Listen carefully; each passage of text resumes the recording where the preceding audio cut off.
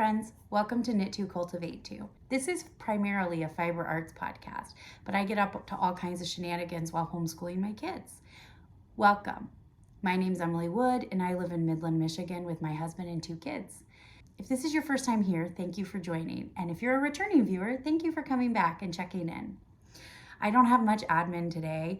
It's been a while since I recorded, probably about a month and a half now. We have had a lot of changes and schedule changes. We had a vacation. I started a new hobby. Don't worry, I'm going to tell you all about it. But yeah, we just had a busy time. And so I didn't get around to recording, but I'm here now and I'm ready to share what I've been up to with you guys. The only piece of admin that I want to point out is there is a knit along going on. I will put the link in the description box to the video that you submit to. But other than that, let's just dive in. I kind of feel bad because this episode's going to be a little disappointing on the knitting side, although I do have really cool things to talk about. But I'm really not working on much different that you guys haven't seen. The first thing I'm working on is the Battenberg blanket. This, I will show you a picture. I don't remember the designer's name, so I will also include that information. It is 2016 of these teeny tiny 2-inch granny squares. And actually mine are smaller to be the density that I wanted. So I actually had to redo the math to get the same dimensions. So the number that I am making is quite larger than the number that they say in the pattern. Anyway, once I finish these, I'm at square 780 out of 2016. You make 1008 of the variegated squares, and then you attach the variegated squares to a cream square as you make each cream square. So you join as you're making the second set of squares. So I'm nearing the end of the variegated squares. So I'm really excited about that. I'm really excited to have this blanket. I'm very anxious that none of the colors will go together, and I absolutely have been stressed about it, but it's gonna be fine. I'm gonna love it, and it's gonna be a really good weight. Like, I am gonna use this blanket a lot. All right. The only other thing I've been actively working on is a pair of socks for my son. I have one finished. So this is the Rose City Rollers. I think that's by Mary Catherine Briner. If not, I'll put the correct name up. And it's a free pattern. I'm actually just using the adult size with a smaller gauge needle to make them a little more dense and play sock type. They like to wear these in tennis shoes, and I just find a denser fabric lasts longer. So anyway, so I made the small size, and I'm just knitting longer than I do for my daughter. I did not do the jelly roll cuff. My daughter and I love that, but my son prefers a ribbed cuff. So I went ahead and did that. And I think this is Lost Lake, Knitpicks Felici Lost Lakes, but I could be wrong about the colorway. I'm clearly threw the ball band away. And I am on the second sock. So I'm just knitting along on the foot. I haven't got to foot decreases yet, but it's going well. My kids are just really knit worthy with their socks. They wear them a lot and they appreciate them. And so I have gotten into knitting my kids' socks because of it. The last thing I haven't actually touched. I probably haven't touched this since mid-April. It's my Miserina, and I do really like it. It just wasn't what I wanted to work on. Here's what really happened. I started the Battenberg, and because I haven't crocheted in a while, every time I crochet after a longer break, I just really hyper focus on it because it's just, I like the change in movement, and changing it up gets me excited about crocheting. So that's what really happened. But before I put it down, I did get a little more of the motif done that you can see. So I have a lot of the flower, the top petal part of the flower, and then you can kind of see cables next to it. And then there's lace at the top. But I'm really excited about this, and I am gonna pick this up this week and sit and try to remind myself what I was doing. I really struggle with having works in progress that I'm not constantly working on.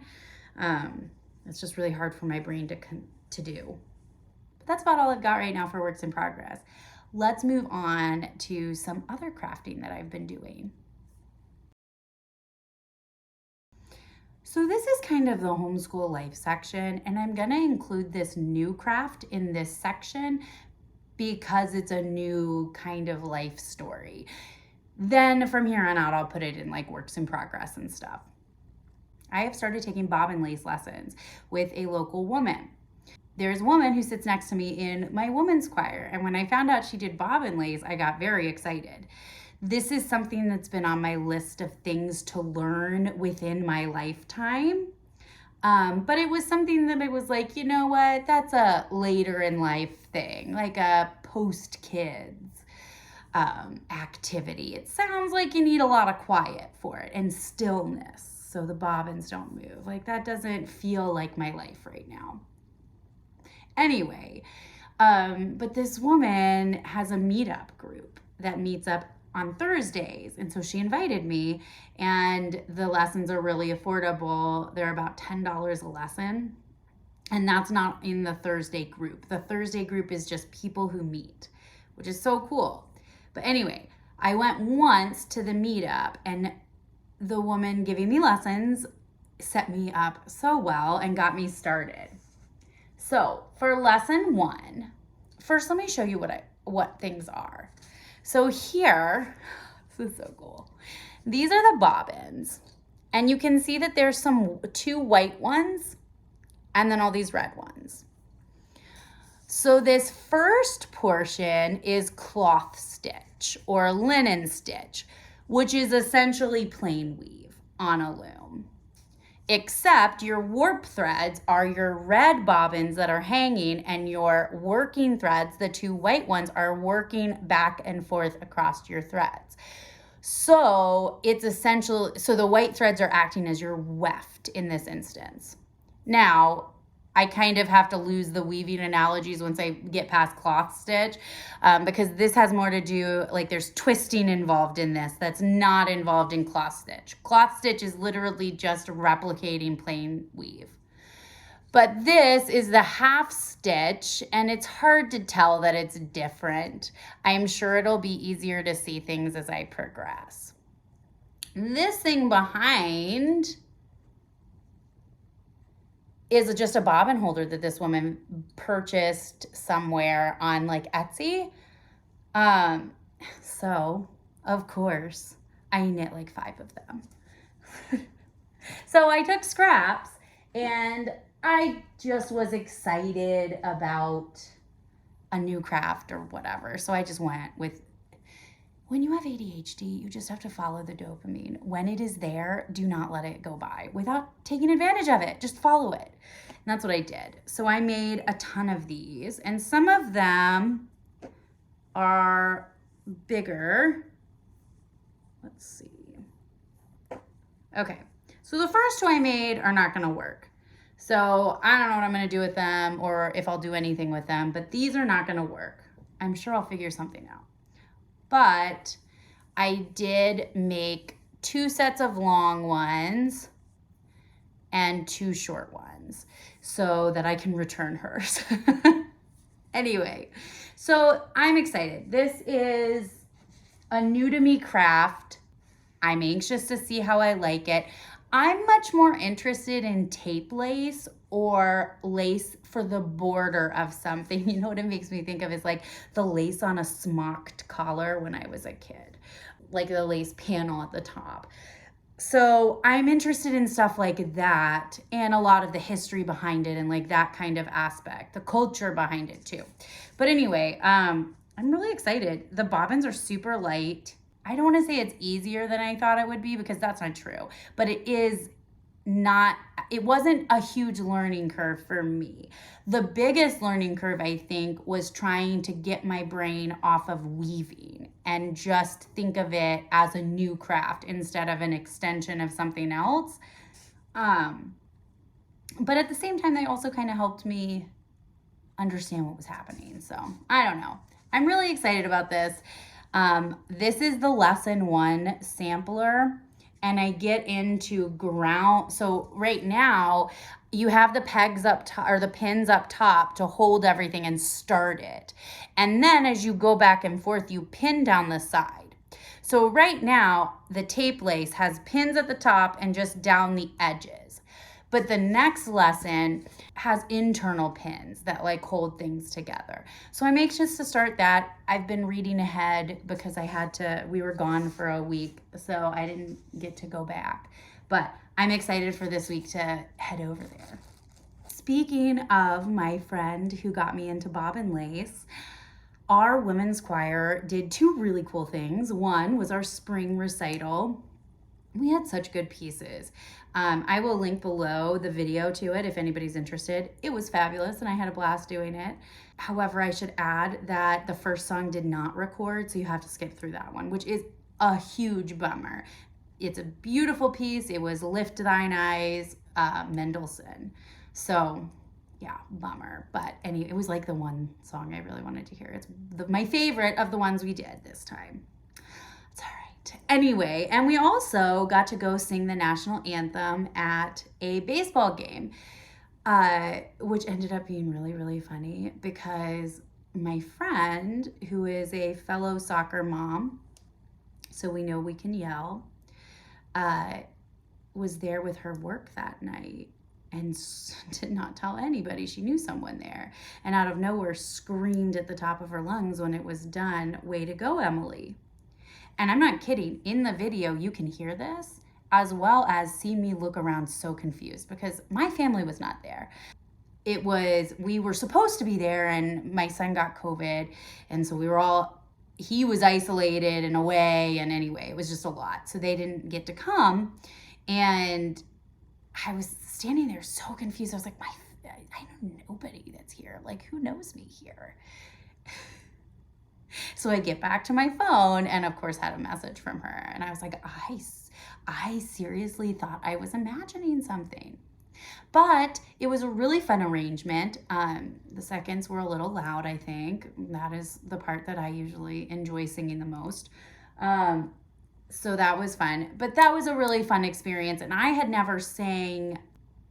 I was in show choir and did a lot of singing in weird or different settings like that where the acoustics weren't that great. But the baseball field was interesting. You can't listen to the speakers because it's a little bit behind and you really can't hear much of what's going on and you're out on the field.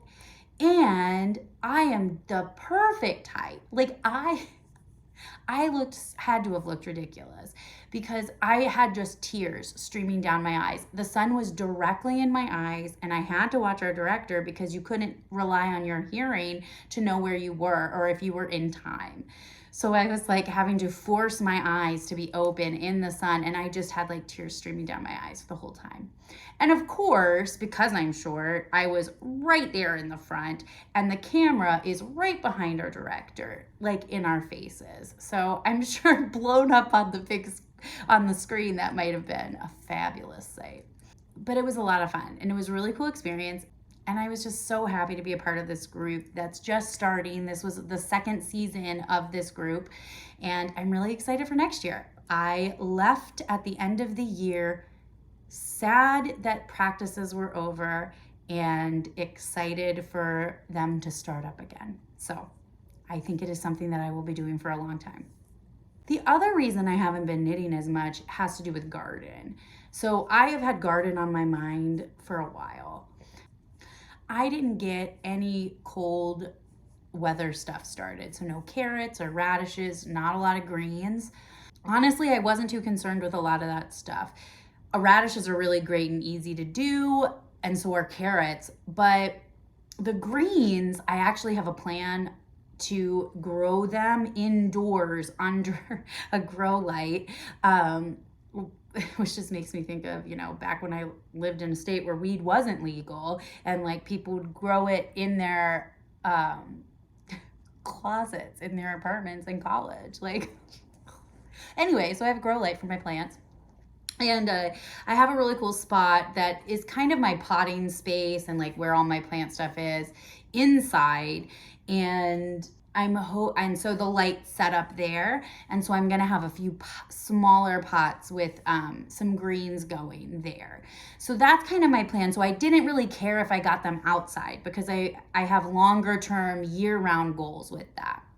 I didn't have a lot of luck with my seeds last summer. I had terrible luck with seeds last summer. My plants did not start well. I did not have the mental capacity to like put more effort into it than just starting seeds. And I tried it under that grow light without a heat mat, and they really just bombed. And my neighbor told me the same thing, that she had a hard time with seeds that year too. I know that's not related. However, like, it made me feel a little better. But this year I had really good luck. And I think part of that is because I upgraded to a self-watering seed starter. I can't remember the brand, but I know I'll have it on Amazon. I'll put the link up. But it raises the seeds and puts it on a mat. And then the mat goes into the water source and it wicks it up under the plants. And so there's holes in the bottom of the seed starter and the water wicks up. It's bottom watering your seeds. And I really think that really helped too. So I'm really happy with that. However, because we were leaving town and we don't put anything in the ground until Memorial Day weekend at the absolute earliest. In fact, I would rather wait apparently until June, I've been told. So I started hardening off some of my plants, and I was trying a more accelerated rate than I should have, and I pushed them too far, and some of them got sunburned. And a lot of them I probably could have saved, but a lot of the things I started were things that I can just plant direct sow now after frost. So it's not a huge deal. I planted some more seeds in my raised beds. I guess I should talk about those. I had the 2 8-foot by 4-foot raised beds in my front yard. And these are not in the best sun, but we use our front yard a lot. So for now, until our backyard is really done, we use our front yard a lot. So until that's done, I don't want to fill the front yard with garden beds. So those are the first 2 that I've started. And I have cut flowers too that I'm trying this year, because we went to a farm last summer and did some cut flowers, and both of the kids really liked that. So we have a lot of flowers going as well.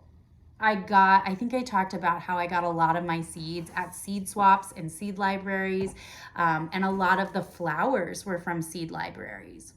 One of the flowers is the Hopi red dye. I'm not going to remember. I'll put the name up. And it is clearly used as dye, and it is a red plant. So I am going to research that a little bit. Regardless, it's beautiful. So if this doesn't work, that's not why I'm growing it. They were free seeds, and I want to see what they look like. If I can use them as a natural dye, I'm going to try to do that though. And so I'm going to research it and see. All the things I've dealt with so far are commercial acid dyes, not natural dyes. And you have to deal with different mordants, and I just don't have that knowledge. So I'm anxious to see what comes from that. The plants though that did survive that I started inside, I have a ton of cantaloupe and I have a ton of watermelon. Again, the other ones were okay. And I had a bunch of other stuff that I was like, you know what? I filled the garden now, and now I just don't have a room for it. So whatever. It's not as big of a deal to try and save some of those seedlings. But I have cucumbers going, tons of beans. I have 4 different kinds of beans, I think. And cucumbers, acorn squash. I love acorn squash, and I make stuffed acorn squash a lot, and that's one of my favorite. I'm gonna try freezing them this time before I cook them and see if I can save them for later. So I'm excited about that. For the cantaloupe and the acorn squash, I built a trellis. So I will show you that. I used T-posts and cattle panel. The cattle panel was on like a 50-foot roll, and so I've got tons of it left, and I'm sure I'll make more. But these are removable, which is one thing I like. It will not be up all year and all winter. So I can take it down. And then I added some tackier chicken wire around the edge because we have so many bunnies in our neighborhood. They are everywhere, and they definitely will mess with my food. So that's all done, and I'm kind of at this point where it's like downhill. Like, I had a bunch of garden projects in May. Starting seeds, taking care of that, looking up stuff that I wanted to do, planning where things were going to go. And then I built the trellis and made the fence and all of that. Now that the garden stuff is kind of somewhat finished, I'm still making a path between the garden beds with these big flat stones I have in the backyard. And we're also working on getting some grass in our yard. We have very sandy soil, and when we took out the trees in the front yard that were either breaking up the driveway or too close to the house and going to break up our porch, now there's too much sun on the yard and it's all dead. And then add an 8-year-old who decided that she was going to dig for dinosaurs bones. She did, while digging for dinosaur bones, make super cool pictures in the sand. And so then we related that to the Nazca lines that we learned about in history, which are also really cool. You should look into those if you don't know about those. But we're working on getting some grass in our yard.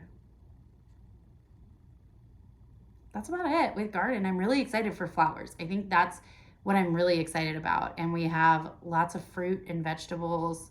I'm just really excited about it all, and I'm just happy. I love watching my garden grow. I love checking my plants every day. It's very, very enjoyable for me. And when I watered today, there were seedlings sprouting. I'm very, very excited. The next thing I want to talk about is one other little craft that I am obsessed with now. I am really into reusing things. Like, I am really not into fast fashion, and one of the things that got me into these crafts is that, like, not wanting fast fashion items and things I can mend and things like that. So it shouldn't come as a surprise that I'm always looking for ways to reuse items. So Taylor over at Farber for the People. She is the owner of Farber for the People. I think her podcast is called Wool Needle Hands. The Wool Needle and Hands podcast. Pretty sure. I'll link it below just in case I'm wrong. Anyway, she had a pattern to make dish scrubbies out of nets that your produce comes in. So this was the net from avocados, and this was the bag from some potatoes. And I cut the plastic that was attached to it.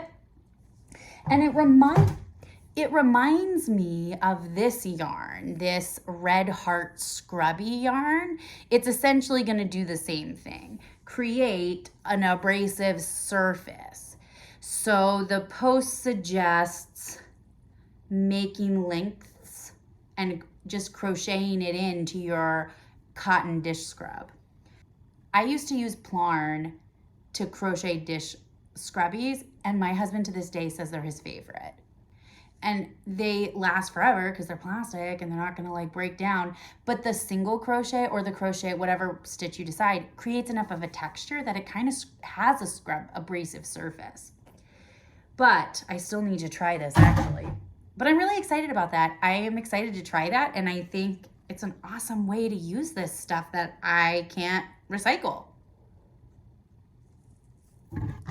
We did also start composting again with our garden, and I've been enjoying that too.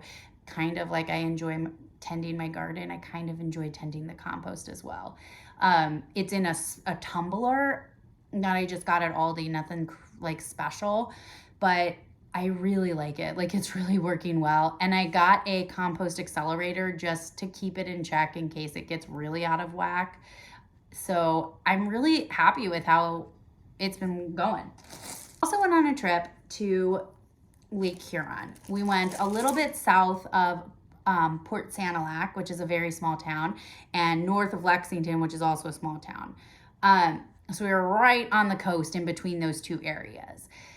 We did a few cool things, but most of it was hanging out at the lake. It's like a cabin, and it was on Lake Huron. It had a private beach, and so it was way too cold to swim, but we did get so much good time outside on the water and reading and just relaxing. I didn't take any school stuff. I did not take anything didn't take my computer, so I couldn't do any planning. I took nothing but things to do. And surprisingly, I spent the majority of the time reading. I didn't knit or crochet much at all. Very surprised myself, but it was a blast. And the other cool thing we did is we visited, I'm going to put the name up because I don't really know what it is, but it was a historical mini village in Port Sanilac. And it was first off, there's a mansion there that was donated to a historical society. And so we went through and learned all about the family and a lot of things about that time frame. And then in the back, they have all these buildings. And most of these buildings have been transported to this location. This wasn't like there was a town behind this mansion. This is just something they've done.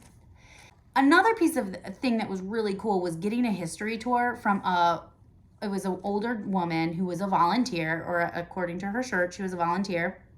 And she's just so into history, but clearly has also been working with this museum and preserving with the museum for a while, because a lot of the stuff she was like, oh, here's a picture and the guys behind the bar are my uncles. It was family.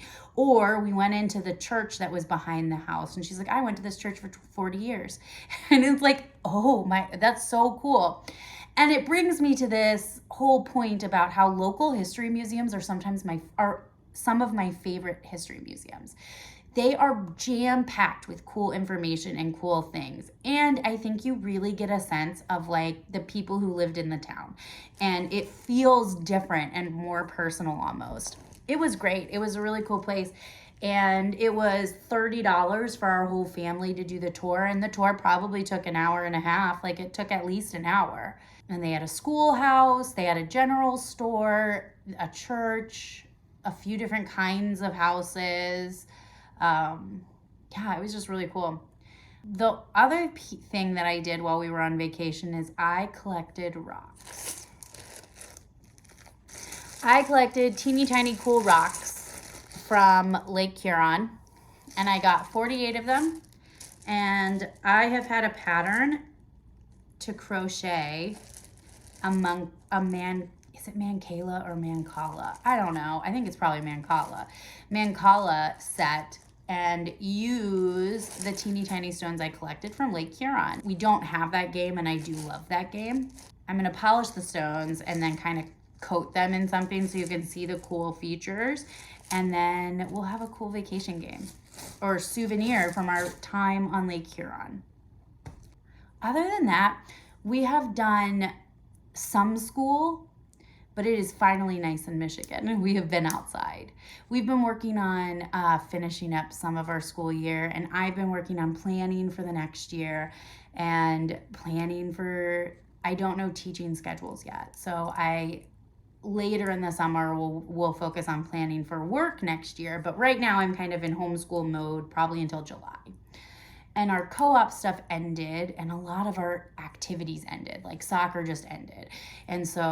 And co-op and choirs. And so a lot of that stuff has ended, but we do have stuff in the summer. So our co-op this summer is we have a summer kickoff this Friday, and then we have weekly meetups at the state park on the bay, and then rotating park days at parks in the different cities.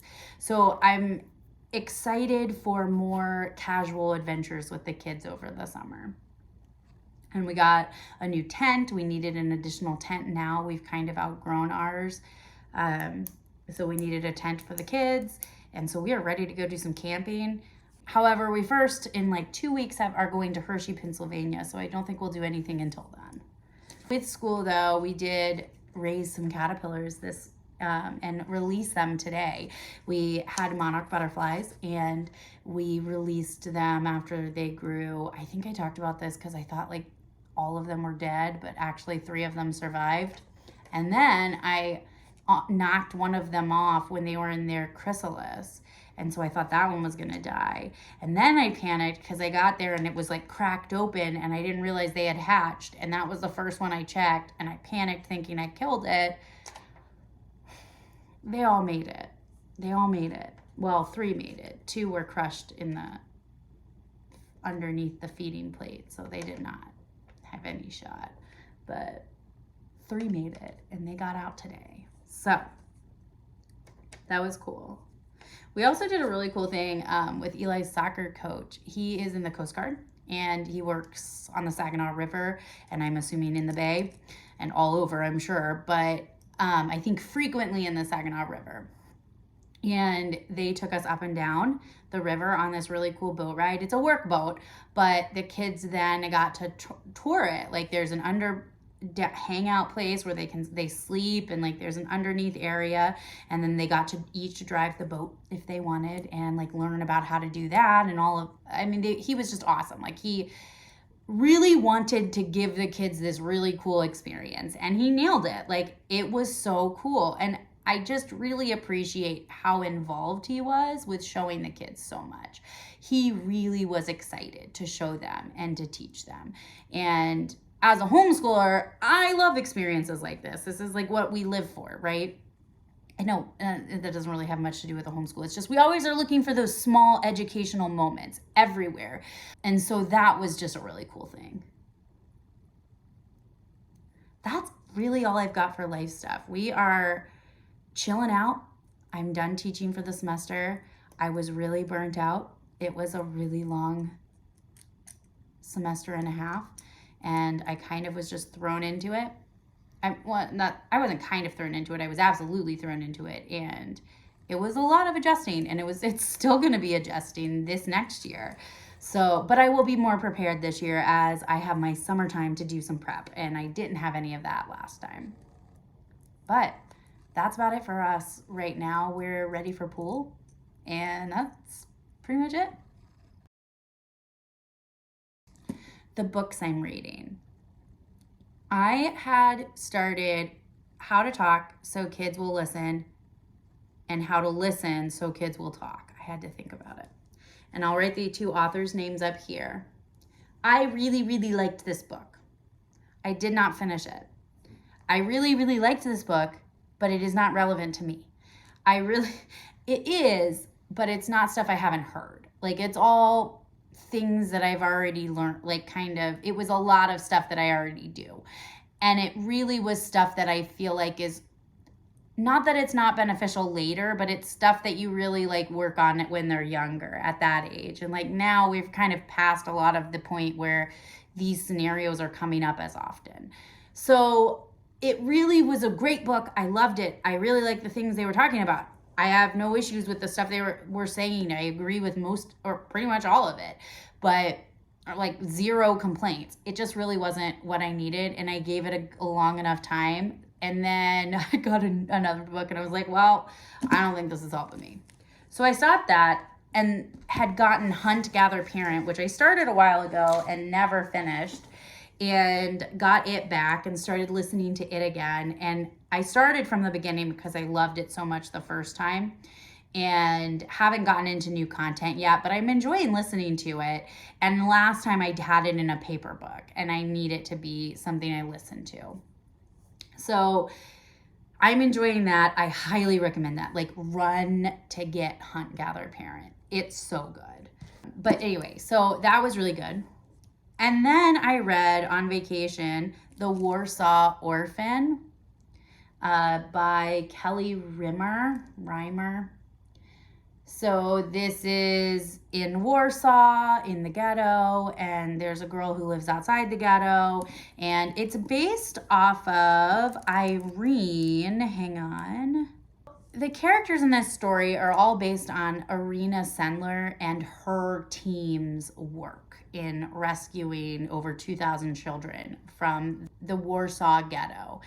And it is a fictional story. It's really, really good. It's a really good depiction of a lot of the horror behind this. It doesn't allow you to hide behind your feelings. You are faced with the brutality of mankind in this book, but you're also faced with the beauty of mankind in this book and the way that we can help each other in desperate situations. I couldn't put this book down. It's a horribly sad book, and it made me feel terrible the whole time I was reading it, but it was so well done, well written, and I just was I was so invested, and I knew the outcome of a lot of it, and still was so fascinated in hearing something that could have happened. The last book I think I have to talk about is The Night Sister by Jennifer McMahon.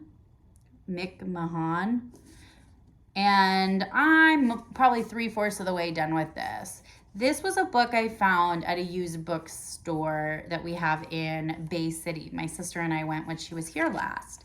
And it's kind of a creepy book, or it's kind of a strange book. It seems like some supernaturally things are happening, but you're following the story in 3 different time frames. So in the 60s, grandma and sister were young. Then the granddaughter and her 2 friends are teenagers. Now they're adults. So it's 3 different time periods. And then basically something happened to the people in the 60s.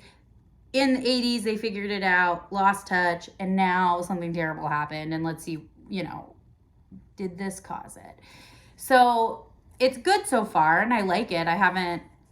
I've not wanted to put it down too. I've been very motivated to read it, but I'm getting close to the end, and I'm unsure of where this is going.